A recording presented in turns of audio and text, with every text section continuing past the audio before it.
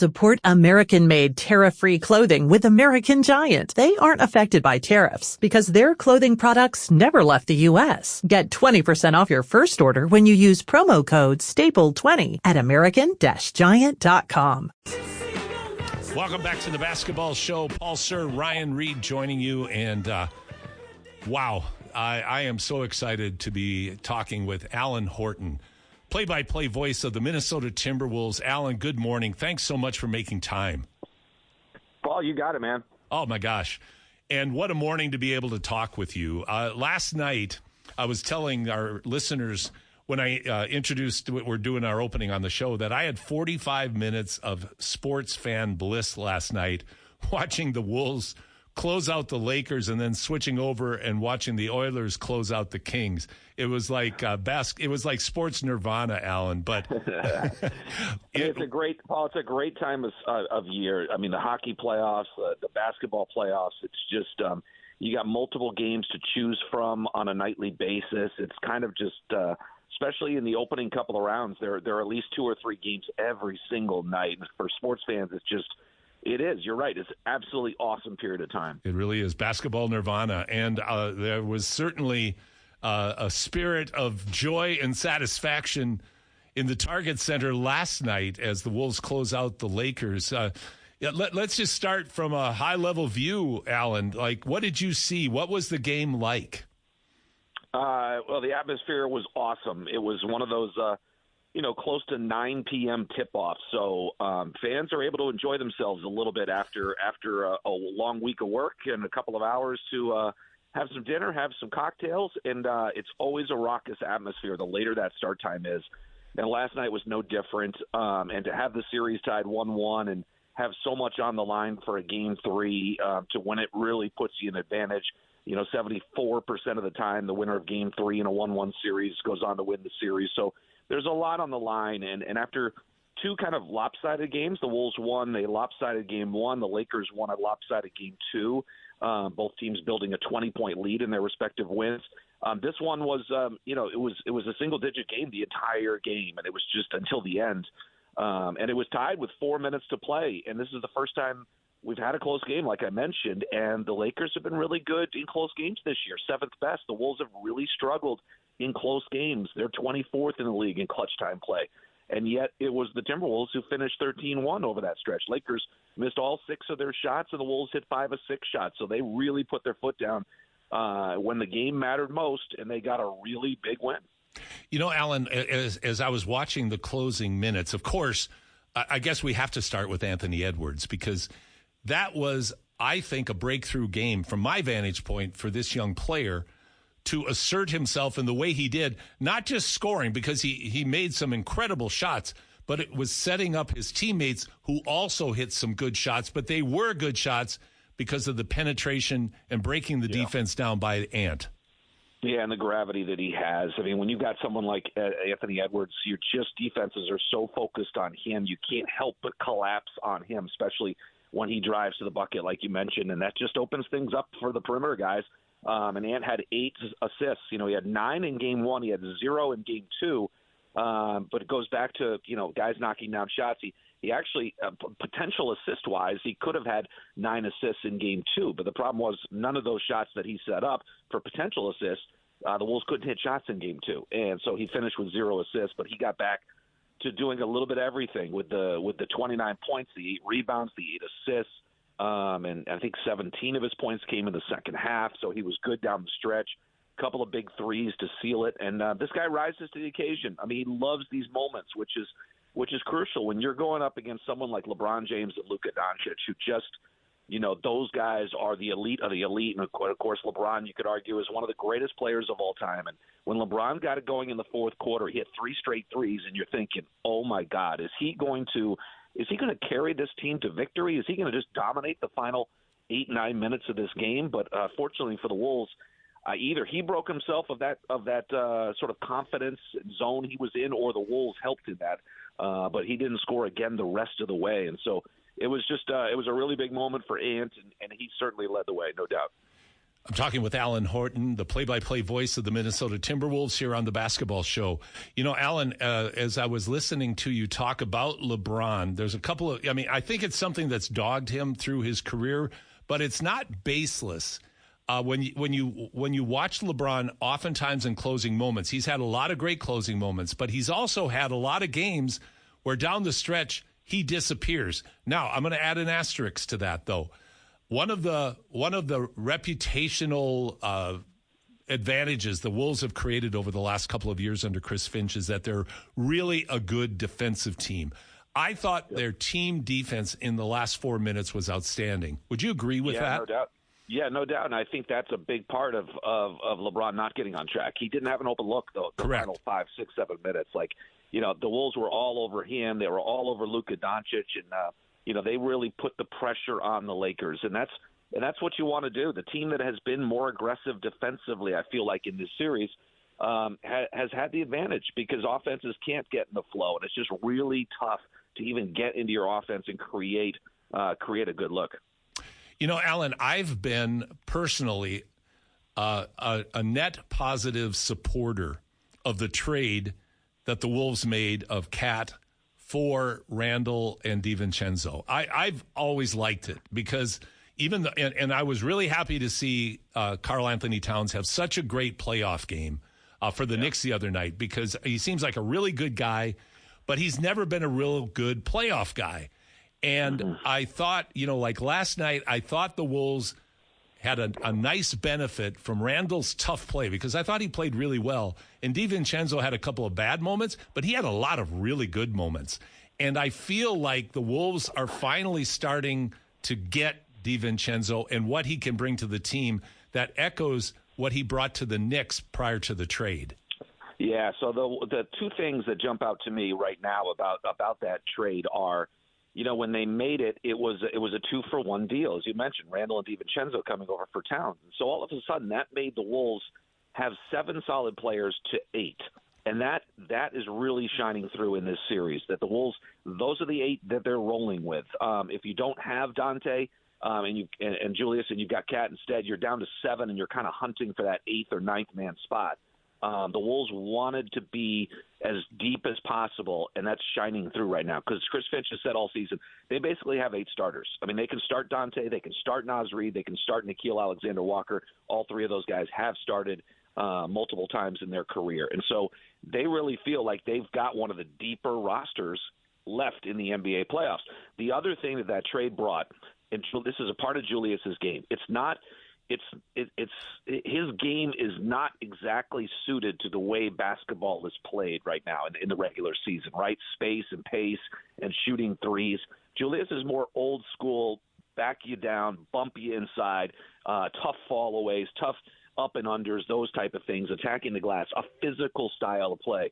But guess what? In the postseason, in series like this, it's awesome to have someone like that who can alleviate some of that pressure by just taking you inside and using that physicality against you.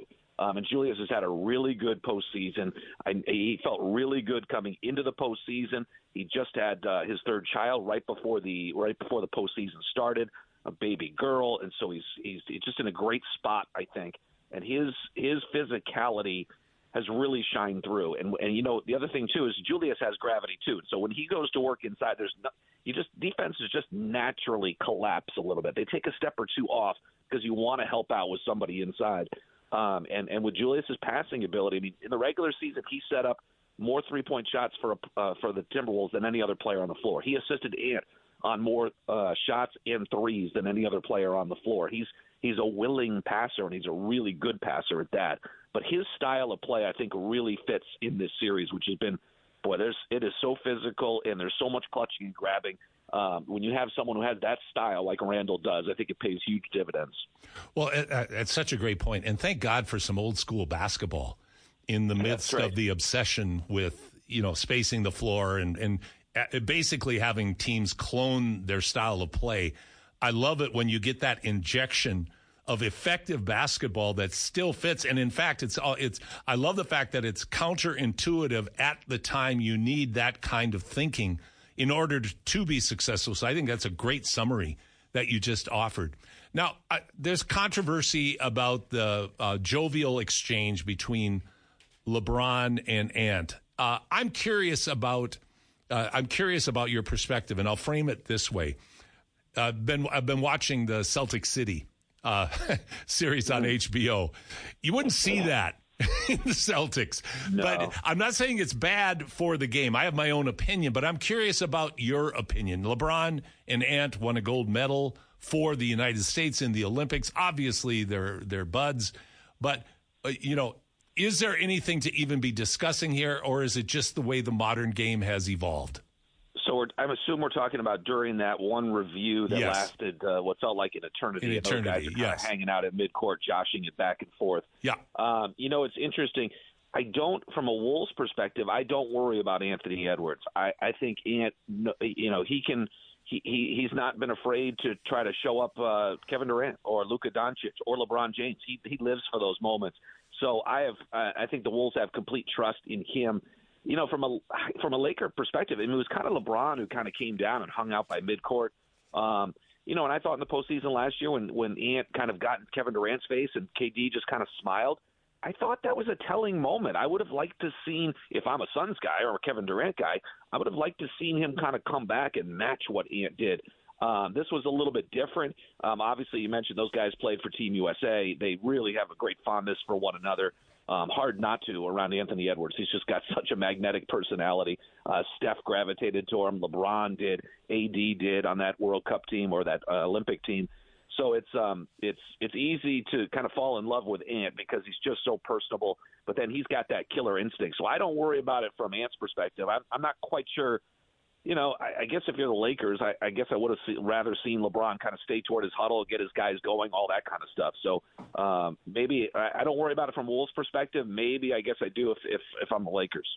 Interesting take, and I actually agree with you. And again, I point to that as I consider to be an Achilles heel in LeBron. To me, sometimes I just have no real sense of why he does what he does, because at times he looks engaged and fully committed to winning the championship, and other times he just kind of disappears. And a lot of it was the Wolves' team defense last night, but some of it's LeBron, and I don't think you can get away from it. Now, one thing that Edwards said after the game that I really liked was that his college coach, Tom Crean, texts him every day with advice, and that he told Ant that he's got to have fun. He's got to enjoy himself. And to your point, the guy's so magnetic. He's the closest thing I've ever seen to Magic Johnson, but with a much more contemporary edge, because he is very flamboyant. But boy, when he's playing like that, he has that rare, and I mean rare, almost unheard of combination of joy and killer at the same time. Yeah, it's a good comparison with Magic too, because when I think of Magic, I think of that smile. I think of him, cordially before the game, just being friendly, and he's got a kind of magnetic personality as well. But then as soon as the ball is tapped, I mean, there's nobody more ferocious and wants to win more than Magic Johnson. And I think Ant's got those same kind of qualities. I think he can laugh and have fun and then immediately flip the switch and want to dunk on you and want to humiliate you in front of everybody and tell you that he's better than you. So I think that's a pretty good comparison. And it's just the way he's, especially in game one when he hits, a big three over Luka, and then he gives him the Spider-Man celebration right in Luka's face. Luka clearly sees it. Part of you is like, dude, just don't poke the bear. Like, just go back down the floor. It's only game one. There's still an eternity to go in this series, a lot to be decided. Maybe you don't want to anger the other team, but then again, that's Ant having fun, and he's got this great relationship with Tom Crean. It was only 1 year there in Georgia, but I think it was an impactful year for Ant. And Tom Crean has been at some of our games throughout the course of Ant's career. I know he watches as much as he can. It's really, it's great to have that. And I think the Wolves coaching staff is not intimidated by that. They encourage that. Obviously there are a lot of outside influences for all of the players, whether it's family, whether it's friends, whether it's former coaches. And it's really seemed to work out because a lot of those messages from Crean have come through to Ant and really had an impact on him, and that's the Wolves that are benefiting from that. It's such a great series. Now you have the Wolves up 2-1. Luka apparently was under the weather, and he played like he was under the weather.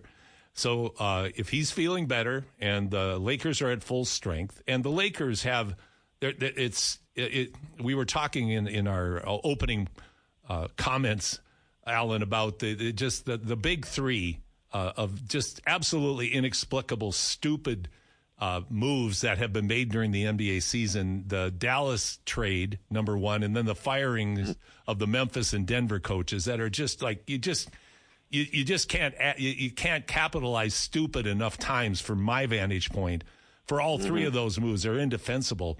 But now the Lakers, they have some deficiencies, particularly when it comes to size, but you still have two all-time greats in Luka and LeBron. LeBron had a magnificent night, going to be hard to duplicate. It's hard to duplicate for anyone, but a 40-year-old gentleman like LeBron. What do you see unfolding in Game 4? Well, we played 2 games in 6 days to start this series, and now we're going to play 2 games in the span of about 40-plus hours, maybe 42 hours. And I think that's an advantage to Minnesota. That's where that 8-man rotation comes in. They're deeper. They're better with their depth. Obviously, the Lakers, as you mentioned, have the 2 high-end guys. But for LeBron James, how does he respond? Clearly, you could tell from the get-go that Luka was not himself because they're basically running their offense through LeBron, not for Luka. And Luka has had these tremendous first quarters in the first 2 games. He's had 16 points in each of those first quarters. And you're like, okay, LeBron's going to carry the way. Now, that's an extra load to carry. And part of his struggles down the stretch might have been from having to carry too much of a load. He's really got to pace himself, as any 40-year-old player would have to. And it'll be interesting to see how they come out on Sunday afternoon. So it's 2 games in 6 days and then 2 games in 42 hours. You hope that the Wolves can ride the crowd, the momentum, even though they might have some tired legs as well. Well, it's going to be an exciting game in just a fantastic series. I always love it when the Target Center is lit up like that, because Minnesota fans aren't always known for their unflailing loyalty. Let me just put it that way. So it's just great to see everybody as excited as they are. Allan Horton, voice of the Minnesota Timberwolves. It's always such a pleasure to have you on. Thanks for making time for me today.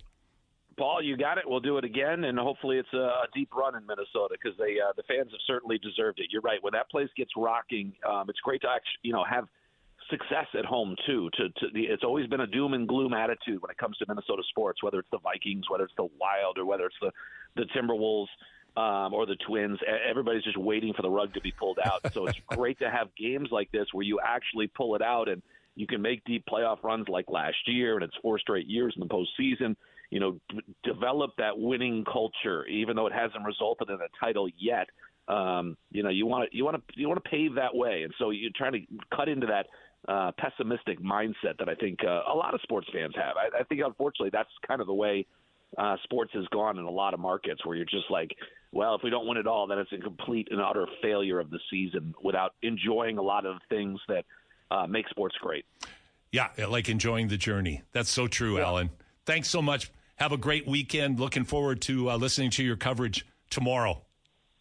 Sounds good, Paul. Thanks. All right, Allan Horton, play-by-play voice of the Timberwolves. We're going to take a quick break on the basketball show on Sports 1440 and come back with Ross Shep's Jermaine Buckner.